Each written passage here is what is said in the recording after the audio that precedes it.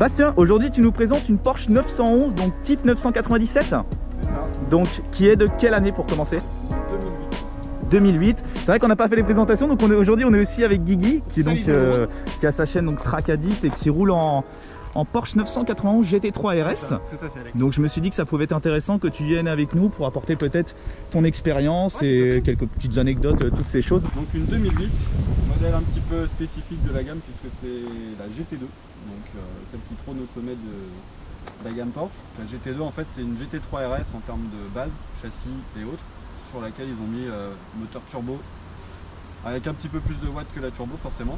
530 pour être précis d'origine. Donc 530 chevaux avec combien de Nm d'origine? D'origine on est à 6,80, quelque chose comme ça je crois. Ça marche, il n'y a pas de souci, mais voilà, il y a de la marge derrière. Sur quel cylindrée du coup? On est sur un 3,6 litres. 3,6 litres. 3,6 litres biturbo. Qu'est-ce qui différencie une GT2 d'une GT2 RS? Le prix. Ouais. De plus. Non, en fait, faut juste distinguer qu'il y a eu deux générations de 997, comme pour les 991 après. On avait la phase 1, donc on a eu la GT3 phase 1, GT3 RS phase 1 et GT2, appellation GT2 toute simple, c'est la phase 1. Voilà. Après on a une petite évolution avec la phase 2, qui est passée sur les GT3 en 3,8 litres et puis GT3 RS tout pareil. Et la GT2 RS du coup qui reprend les bases des GT3 RS phase 2 en gardant le principe du moteur biturbo. Donc il y a une petite évolution sur les freins roulants, il y a des petits appendices aérodynamiques différents. On passe sur les écrous centraux à cette époque-là. Le fait que ça soit une série limitée pour les GT2 RS, on n'a eu que 500 exemplaires numérotés. Donc celle-là n'est pas limitée du coup? Elle n'est pas limitée. Il n'y en a pas des masses non plus. On est sur une production d'environ 1002-1003 je crois mondiale. En plus un tiers en version Club Sport. Donc la version Club Sport chez Porsche, c'est le fait d'avoir le demi-arceau, les baquets, le volant Alcantara. L'extincteur aussi. L'extincteur normalement qui n'était pas forcément monté mais ouais. Donc cette GT2 d'origine 530 chevaux et sur les RS sur la même génération? Elle était à 620. Aujourd'hui bon, la voiture est préparée, donc il y a une carto dessus. Exactement. Niveau chiffre, qu'est-ce que ça donne? Là on a donc on a une ligne complète des kata en gros diamètre, on a 2-3 pièces et une carto, on est sur les alentours de 640 et 840 Nm de litre. C'est vraiment énorme quoi, moi je me rappelle. Ça met un petit coup de pied au cul supplémentaire. C'est vrai que du coup on avait été au Mans ensemble et niveau, c'était très brutal, hein, je me rappelle sur les accélérations, c'est complètement différent en fait de la souplesse qu'on avait, bon avant tu étais aussi sur une GT3 991, de la souplesse qu'on avait justement avec la GT3. Je trouve que ça a l'air beaucoup plus difficile à contrôler qu'une GT3, enfin, GT3 RS. Non, mais ça c'est sûr. Le surplus de puissance et de couple fait que tu es obligé d'être un peu plus mollo sur les gaz. Après, faut pas croire, dans la tête des gens, c'est inconduisible. En vrai, la puissance passe extrêmement bien au sol. 111, c'est le porte-à-faux arrière, même s'il tend à se rapprocher de plus en plus du moteur central arrière désormais. Mais... On a peu de place hein, si on veut travailler et faire des choses. D'ailleurs, les turbos, où est-ce qu'ils sont? Tu peux nous les montrer? Les turbos sont pas trop visibles. Ils sont en dessous. Ah merde! On peut les voir, hein. Faut vraiment aller se pencher. Tu vas les retrouver juste en dessous ici, là. Des petits escargots. Toi qui es un petit peu aussi dans la mécanique, c'est vrai que tu as ton propre garage du coup qui est l'atelier GT. C'est compliqué de travailler sur une Porsche quand on a des, je sais pas, des pièces à changer, toutes ces choses? Non, non. Alors déjà, la grande chance de la marque, c'est que c'est quand même relativement fiable. Après, effectivement, il n'y a pas de place. Le moteur, c'est un 3,6 litres. Bloqué comme ça à l'arrière, on pourrait avoir l'impression que pour bosser dessus c'est compliqué. Dans les faits ça se fait relativement bien, c'est bien pensé, donc les opérations se font relativement simplement. Comment on appelle ça? On appelle ça un coffre du coup? On appelle ça un coffre, ouais. Chez les Porschistes on appelle ça quand même un coffre. Pas des masses de place, mais disons que tu peux partir en week-end avec. C'est par curiosité, donc du coup tu as quand même la place pour mettre une valise, enfin je sais pas combien de litres il y a à peu près mais bon. Aucune idée. Aucune idée. Je vais dire à madame de pas trop mettre d'affaires. Ah ouais. Ouais non là c'est vrai que quand tu pars en week-end c'est assez limité. Mais d'ailleurs ça n'est pas l'utilité première, tu fais principalement de la piste avec celle-là? Que de la piste, que du nord. Parce que son utilisation, en fait elle est à l'aise que sur ce genre de tracé, que dans ce genre de situation. Sur route ça reste raide, ça reste bruyant. Ça se roule sans souci, mais c'est pas adapté quoi. Et au Nord, tu roules en quel temps du coup sur un BTG? Au Nord, on est aux alentours du 730 gentiment. 730 en trafic. Monsieur, expert du Nord. Expert du Nord, c'est un grand mot. Hein. Je n'ai que 70 tours à mon actif pour le moment. Quand même.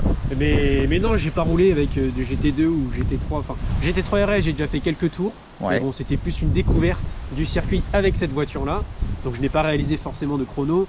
Mais par exemple, à titre indicatif, tu vois, avec les Swift Sport de location de chez Renforing, voilà, je tournais en 8 minutes 40 BTG.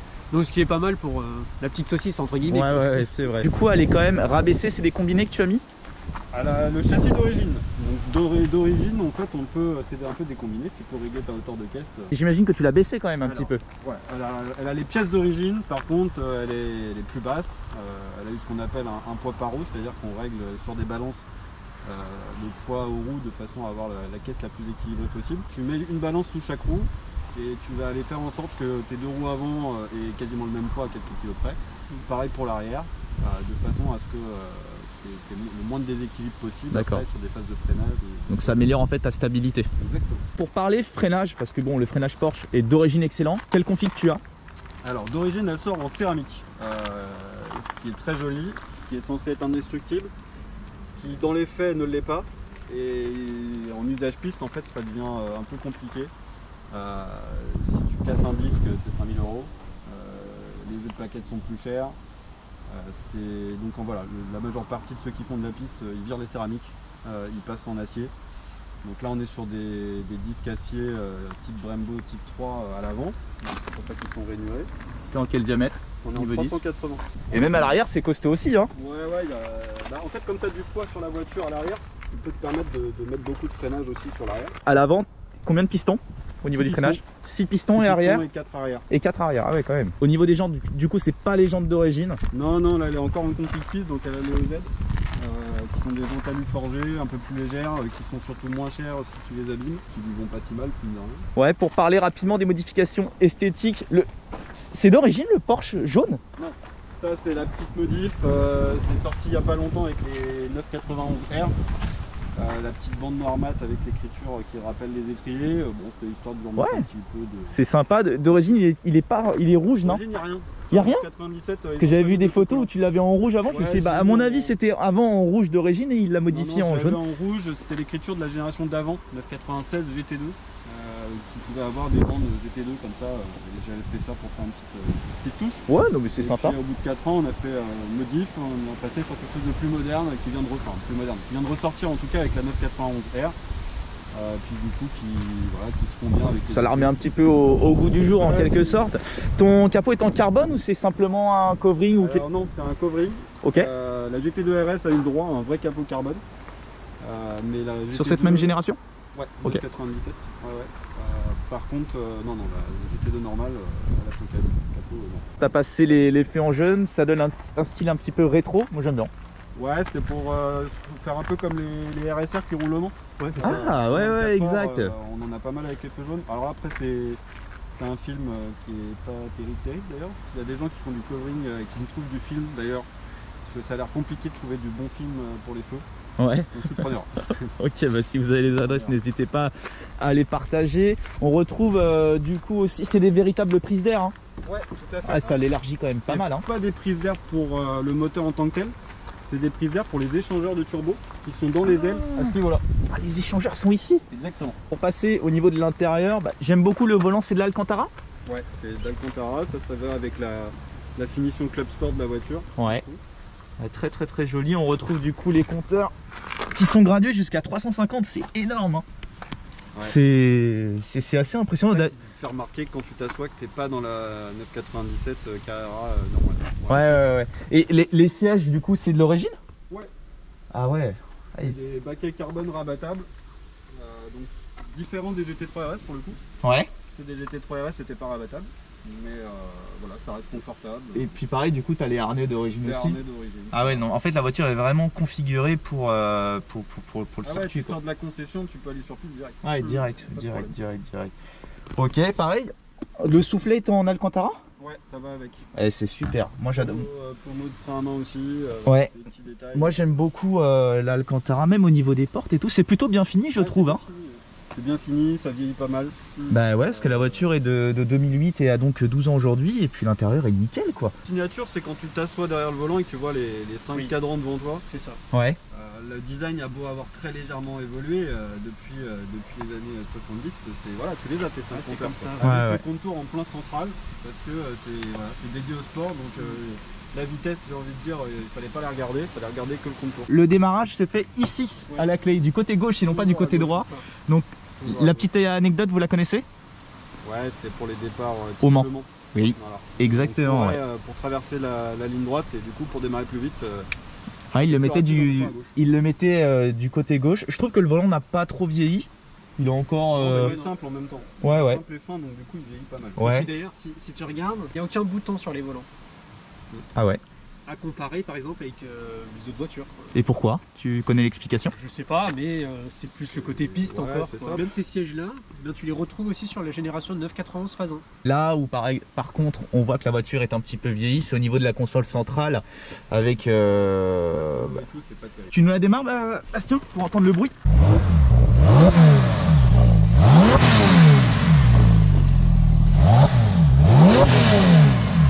Ah ouais, quand même, c'est.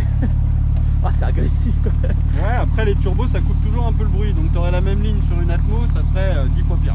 Un joli son moteur. Les modèles turbo, ces portes ont toujours eu la.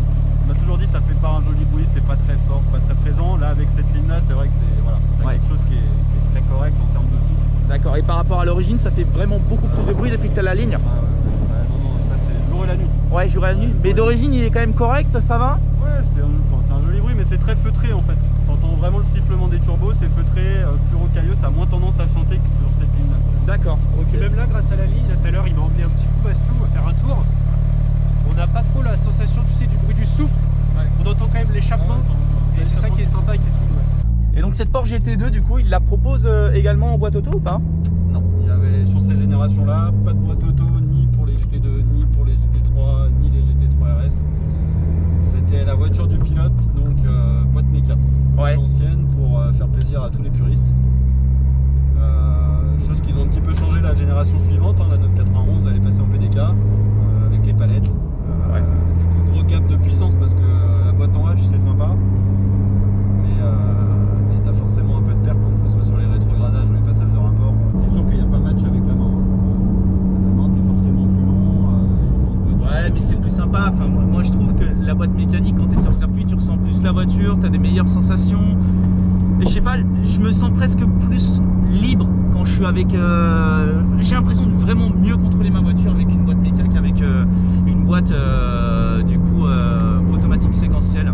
Enfin, après les avis divergent. Hein, mais Il y a les deux, pour avoir essayé les deux ont leurs avantages et leurs inconvénients. Si tu cherches la perf pure, il n'y a pas photo. La boîte PDK, c'est meilleur.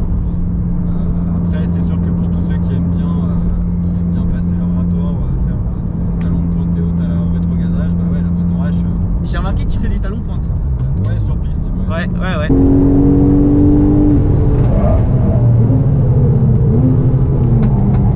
La Porsche 911 type 997, je trouve qu'elle a encore de la gueule aujourd'hui. Elles sont encore vraiment belles, quoi. Ouais, c'est une très belle ligne qui a pas trop vieilli. Ouais. Ça reste encore un moderne, ça a toutes les petites caractéristiques des 911 d'époque. En termes de feu et tout, tu vois, c'est quelque chose où on fait tout de suite le lien. Et ouais, c'est la bonne génération qui peut les deux. Et c'est marrant parce que sur les 997 GT3 RS, je trouve qu'on en voit très peu. Ouais, c'est sûr, bah déjà, elles sont de plus en plus dans des garages à part rouler. Je sais pas s'ils en ont produit moins, mais j'ai l'impression de voir. Ah ouais, t'as vu? Entre Porschistes, bah voilà, un exemple, on vient de croiser justement une Porsche, donc j'ai pas le temps de voir ce que c'était. Petit Boxster. Ok, et ouais, communauté Porsche, du coup, vous faites souvent des signes quand vous vous croisez? Quand on y pense, ouais. C'était qu'un, hein, il nous a fait un petit coucou. Hein. Quand tu passes comme ça, on est à quoi? On est à 70 là, donc t'as le temps, un petit appel de phare ou un petit signe, ça fait toujours plaisir. Ouais, tu m'étonnes. Ouais. Et ouais, donc je reviens. Donc je disais que les 997 GT3 RS, j'ai vraiment l'impression d'en voir très peu. On voit plus de 991 GT3 RS que de 997. Donc je me demandais s'ils en avaient produit peut-être moins. En production, ouais, un petit peu moins. Après, c'est surtout, on est sur des modèles où ceux qui les achètent vont faire de la piste. Ils aiment bien avoir toujours le dernier modèle, Ouais. toujours plus performant. Donc du coup voilà, naturellement, ils passent sur la génération suivante. Donc plus elles sont anciennes, moins tu les vois. 997 GT2, ça vaut combien aujourd'hui? Alors aujourd'hui, le prix sur le marché, c'est entre 95 et 125-130 pour les prix affichés. Après, c'est des produits de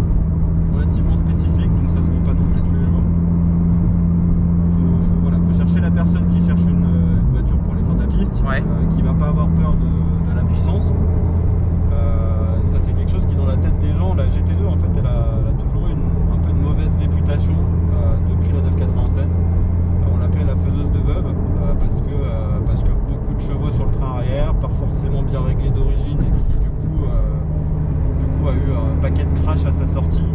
Ah ouais? Déjà sur la génération d'avant.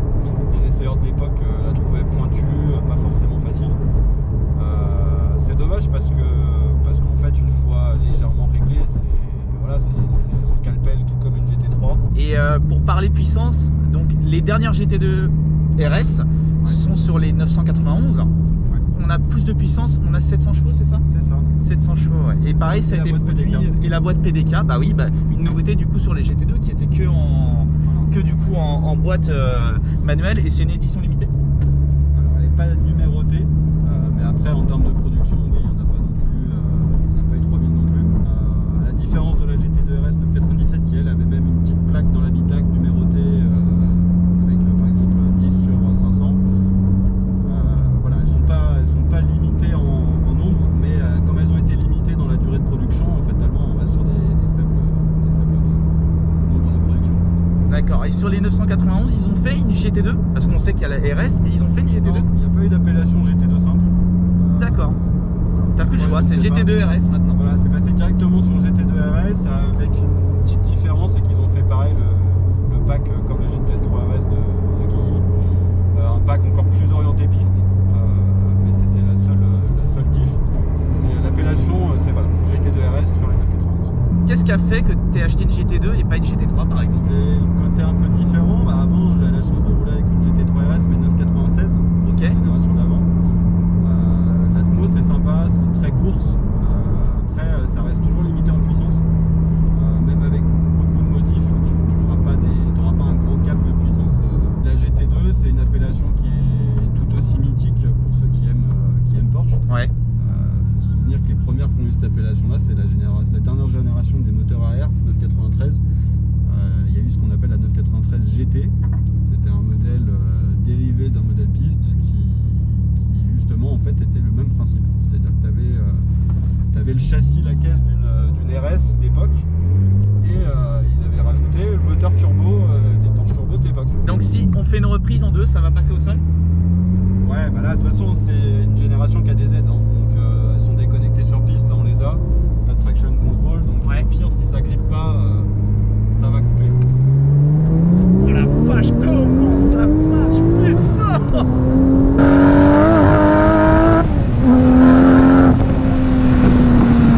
Oh, et ça freine! Oh, c'est beaucoup plus impressionnant que sur piste, hein.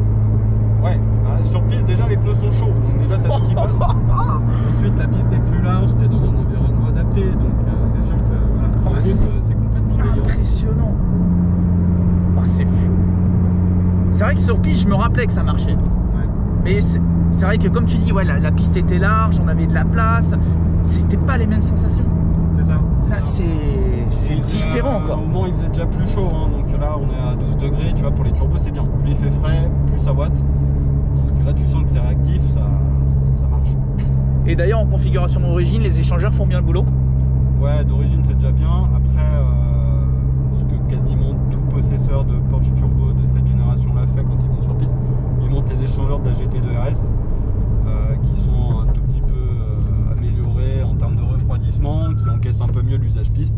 Impressionnant, tu le sens toi aussi que dans cet environnement-là, il y a beaucoup plus de sensations, non? Ouais, bah, en fait c'est complètement délirant. C'est des puissances qui servent à rien. Faut le dire. Tu tires la 2, la 3, c'est déjà fini. Ah, c'est incroyable. Ouais, ça paraît complètement fou sur route, beaucoup plus que quand tu te retrouves sur piste.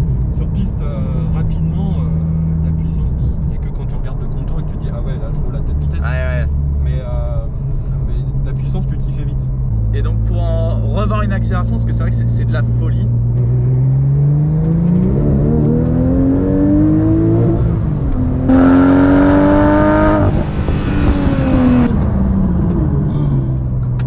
Ouais, ça freine vraiment super bien, il n'y a absolument rien à dire. On ira tout droit. Ah, c'est de la folie. Le freinage Porsche, normalement, voilà, c'est la chose où tu n'as jamais besoin de te poser de questions. Une Porsche, c'est censé freiner. C'est endurant, tout. C'est endurant, ça tient. Après, c'est. Voilà. Même en origine, non, tu sens que la caisse elle est vraiment faite pour la piste et rien d'autre. Elle demande que ça, quoi. Ouais, c'est ça. Piste, Nürburgring, enfin, elle a besoin d'un espace suffisamment grand pour faire parler le moteur. Ouais. Et après, ouais, de toute façon, il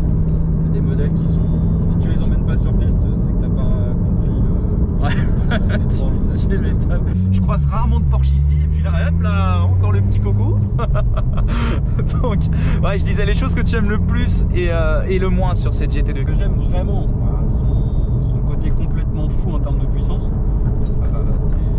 T'es sur quelque chose que tu retrouves pas dans les autres modèles. Un châssis de dingue, c'est un vrai scalpel sur piste, c'est l'outil adéquat en fait pour aller chercher du chrono, se faire plaisir. Ça encaisse tout, tu vas sur le Nord, ça l'encaisse, tu fais de la route, ça l'encaisse, tu vas sur des petites routes de col, ça l'encaisse aussi. Ouais, et puis je trouve que c'est relativement confortable, je trouve, hein, franchement. Après, c'est une génération qui a des amortisseurs pilotés en fait. Ouais. Un petit bouton juste là, tu les passes en sport, elle va durcir la caisse. Ouais. Et quand tu les mets en mode normal, voilà. Ouais, non, c'est confortable. Juste gaffe au dodane, mais sinon c'est confortable, il n'y a pas de souci. Après, en termes de points négatifs, le fait que si, ça va être toujours la même chose avec les modèles un peu particuliers comme ça. C'est plus tu les fais rouler, plus la cote elle baisse. Ouais. Donc tu vois là c'est une GT2 qui a 91 000 km. Elle doit sûrement faire partie des plus kilométrées de France du coup. Quand tu regardes les annonces, elles ont toutes 20-30 000 au bout de 10 ans. Donc les gens ne roulent vraiment pas avec ces voitures en fait.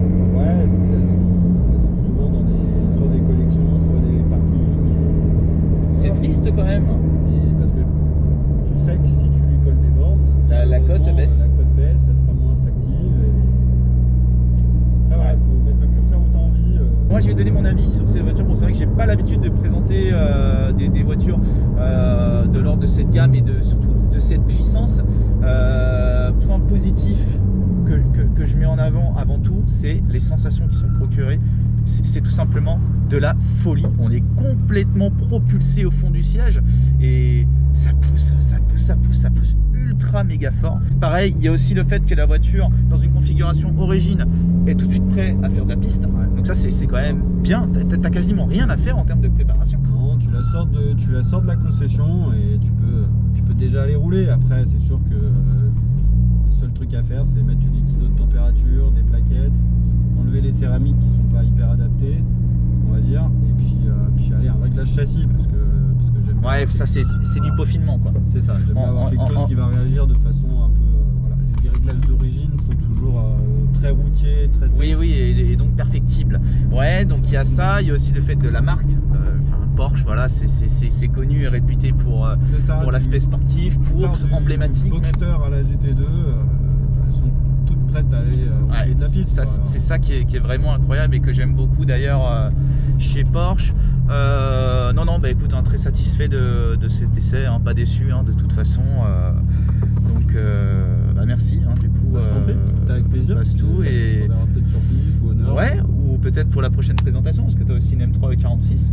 Ouais, dans un bleu Laguna Seca qui est magnifique, donc pourquoi pas la présenter également. De toute façon on avait déjà évoqué le sujet. Bon bah écoute, en tout cas merci une nouvelle fois pour cet essai, nous avoir fait aussi découvrir la gamme GT2 qu'on voit moins par rapport au GT3 et donc on a appris plein de choses, tout. Merci à toi.